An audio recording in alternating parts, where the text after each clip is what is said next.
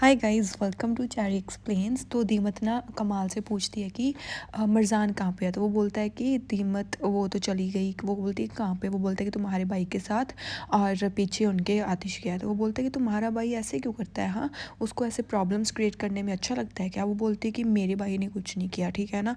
तुम लोग जब से यहाँ पर आए हो ना, तो यहाँ पर कुछ ना कुछ हो ही रहा है। यहाँ की शांति हमेशा के लिए गायब हो गई है जस्ट बिकॉज ऑफ यू। फिर ना वो उसकी तरफ देखती है और बोलती है कि तुम लोग इतने ऐसे गुस्से और एंगर से क्यों भरे हुए हो। मेरे को तो कुछ भी समझ नहीं आ रहा तुम लोगों के बारे में, और तुम ऐसे क्यों कर रहे हो। तो कमाल ना कुछ नहीं बोलता गाइस, लाइक उसकी तरफ देखता ही रहता है। वही ये पागल हो गया लड़की के प्यार में। फिर ना दिमत कहती है कि मेरे को समझ नहीं आ रहा है ये सब तुम लोग क्यों कर रहे हो, क्योंकि मरजान तो इतनी अच्छी है और मरजान हमेशा सबका सोचती है, एंड स्टिल तुम लोग मरजान को हर्ट कर रहे हो। तुम लोग ऐसा कर क्यों रहे हो, तुम्हारा मकसद क्या है। तो वो बोलती है कि प्लीज़ और आतिश को ये ज़रूर बता देना कि अब वो मरजान को और हर्ट मत करे, क्योंकि वो ऑलरेडी बहुत ज़्यादा हर्ट है। और इतना सुनते ही ना असली को ऐसे गुस्सा आ जाता है। तो वो बोलते हैं कि मरजान को पहली बार प्यार हुआ है, और वो भी आतिश से। मुझे नहीं लगता वो ये सब डिज़र्व करती है जो भी उसके साथ हो रहा है। इतना सुनते ही ना असली वहाँ पर आ जाती है।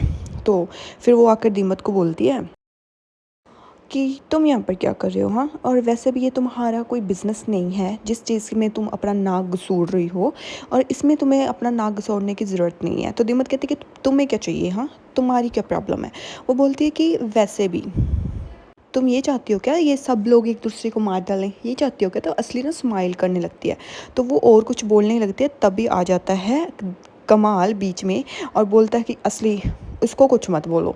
तो असली बोलती है कि क्यों, मैं तो बोलूँगी, अगर ये हमारे बिजनेस में अपना नाक क्यों घसीट रही है। वो बोलता है कि असली दैट्स इनफ, और बात मत खींचो, ठीक है ना। तो ना दीमत भी उसकी तरफ ऐसे ना देखने लगती है। तो फिर वो बोलता है कि दीमत आई एम सॉरी, इसको माइंड मत करो असली, ये इसको पता नहीं है कि आजकल इसको पता नहीं चलता कि ये क्या बोल रही है। तो ऐसी है। वो बोलती है कि कोई बात नहीं, कोई प्रॉब्लम नहीं है, मुझे पता है कि ये ऐसी है मेंटली स्टेट इसकी, तो नहीं मेरे को ऐसे फ़र्क नहीं पड़ता। और इतना कहकर ना वो वहाँ से चली जाती है। और जो कमाल है वो असली को बोलता है कि असली तुम आजकल ज़्यादा कुछ कर रही हो, और इतना कहकर वो भी वहाँ से चला जाता है। और असली को ना गुस्सा आता रहता है। फिर उसके बाद ना हम देखते हैं कि फ़ोन पर बात कर रहा होता है आतिश, और मरजाना कार से उतर के वहाँ से जाता है। तो वो आवाज़ लगाता है पीछे से, मरजान मुझे तुमसे बात करनी है। वो बोलती है कि मैं वेट नहीं कर सकती, मैं जाना है। तो वो इतना कहकर ना वो वहाँ से चली जाती है, और आतिश वहीं पर खड़ा होकर फ़ोन पे बात कर रहा होता है। तभी आ जाती है असली की माँ बाहर। तो असली की माँ से के पास से ना वो चली जा रही होती है, तभी असली की माँ ना उसको पकड़ लेती है।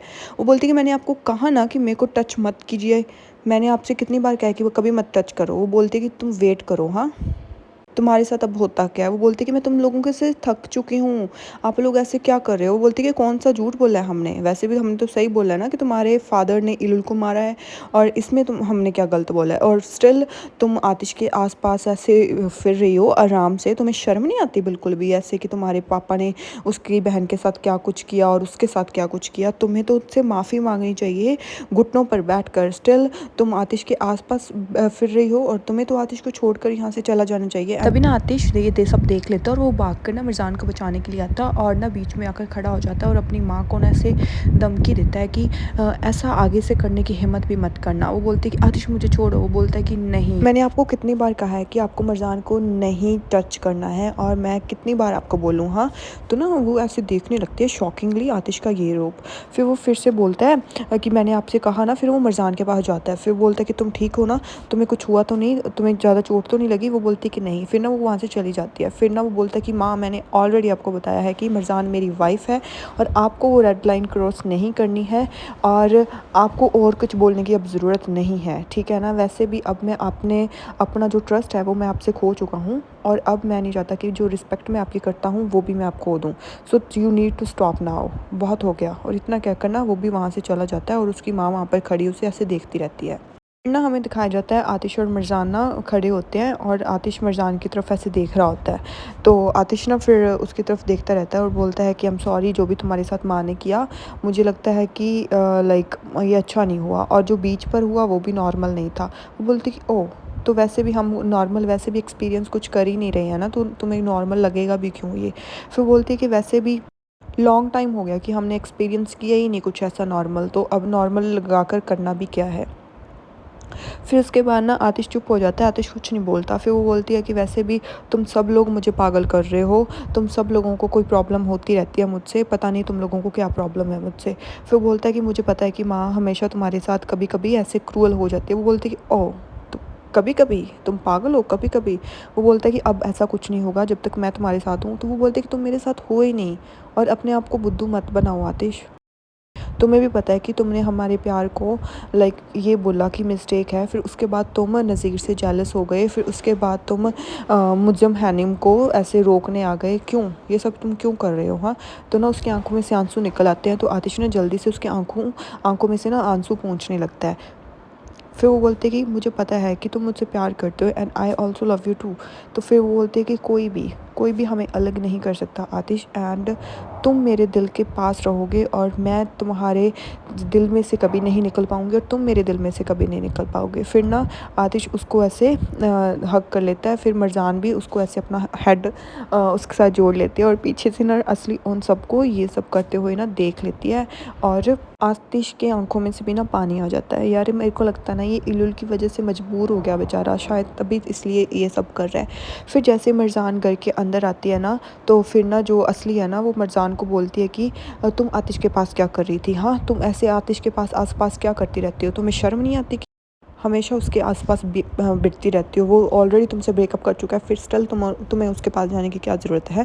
और आतिश को छोड़ दो। वो बोलती है कि तुम्हें प्रॉब्लम क्या है असली, और तुम मेरे और आतिश के बीच में आती क्यों हो? हाँ, तो तुम्हें मेरे और आतिश के बीच में आने की ज़रूरत भी नहीं है, समझी? ये तुम्हारा बिज़नेस बिल्कुल भी नहीं है कि हमारे और मेरे और आतिश के बीच में क्या चल रहा है। तुम लोगों को ना हमसे दूर ही रहना चाहिए। फिर वो बोलती है कि मैं कितनी बार तुम्हें बोलूँ, हाँ, कि तुम दोनों कभी भी एक नहीं हो सकते।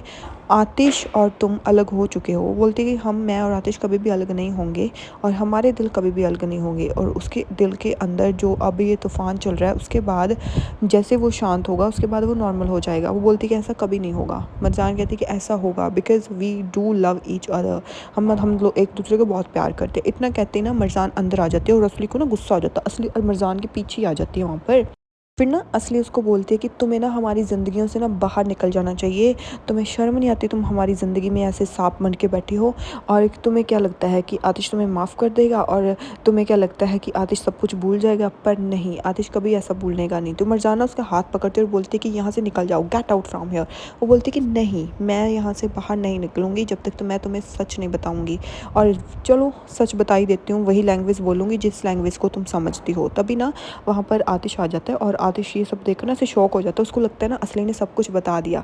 तो वो असली ना उसकी तरफ ऐसे स्माइल करती है और बोलती है कि आतिश, मेरे को बहुत खुशी हुई कि तुम यहाँ पर आ गई। और इतना सुनते ही ना आतिश ऐसे हो जाता है कि इसने सब कुछ मरजान को बता दिया या फिर बताने वाली है। मरजाना फिर आतिश की तरफ ऐसे देखने लगती है। तो ना असली कहती है कि रुको, हम ना बात कर रहे हैं अब। तो फिर वो बोलता है कि चलो असली बाहर निकलो यहाँ से और अपना मुंह बंद करो। वो बोलती है कि नहीं, मैं बंद नहीं करूँगी अपना मुंह, और अब सब लोगों को पता चलेगा कि इस लड़की के अंदर क्या है। तुम कितनी देर इस लड़की को बचाओगे? हाँ, मुझे समझ नहीं आती इस लड़की को तुम बचाना क्यों चाहते हो। और अब इसको ना सब सच जानना होगा कि किस की ज़िंदगी पर ये जी रही है। और ना ये सुनते ही ना मरजान ऐसे शॉक हो जाती है, उसको समझ नहीं आता कि असली क्या कह रही है। तो असली ना फिर उसको बोलती है कि तुम्हें पता है कि हायदर नहीं, तुमने इलुल को मारा है। और इतना सुनते ही ना वो ऐसे ऐसे शॉक हो जाती है। वो बोलती है कि क्या? तो ना आतिश भी उसकी तरफ ऐसे देखने लगता है। फिर आतिश को ना वो बोलती है कि अब इसको सब कुछ पता चलना चाहिए कि यही है जिसने ज़िंदगी ख़राब की थी इलुल की। तो वो बोलता है कि असली चुप हो जाओ। तो मरजान ना उससे पूछती है कि तुम्हारा मतलब क्या है? तो बोलती है कि तुम्हें पता है कि तुमने इलुल को मारा है, हायदर ने नहीं। और इतना सुनते ही ना मरजान ऐसे शॉक हो जाती है कि ये ऐसे क्यों कह रही है। और ना आतिश भी वहाँ पर चुप होकर खड़ा रहता है। फिर वो बोलती है कि तुम्हें पता है कि इलुल को ना तुम्हारी वजह से मारा गया है। तो ना फिर आतिश को गुस्सा आ जाता है। वो बोलता है कि असली, मैंने तुम्हें कहा ना चुप हो जाओ। वो बोलती है कि नहीं, मैं चुप नहीं होंगी। और ना वो आतिश को धक्का मार देती है और बोलती है कि बिल्कुल भी नहीं, अब मैं और चुप नहीं रह सकती, मैं सब उसको बताऊँगी। फिर उसको बता देती है कि जो किडनी तुम लेकर घूम रही हो ना आराम से, ये इलुल की किडनी है। और इतना सुनते ही ना उसकी आंखों में से आंसू निकलने लग जाते हैं। और तुम्हें पता है कि उन्होंने इलुल को मार डाला जस्ट कि तुम जिंदा रह सको। इतना सुनते ही भाई मरजान का बुरा हाल हो जाता है, और असली ऐसे फुल खुश हो जाती है कि मरजान अब टूट चुकी है। और मरजान की आंखों में से बेचारी के आंसू निकलने लग जाते हैं। Bye bye guys, I will upload next episode today also.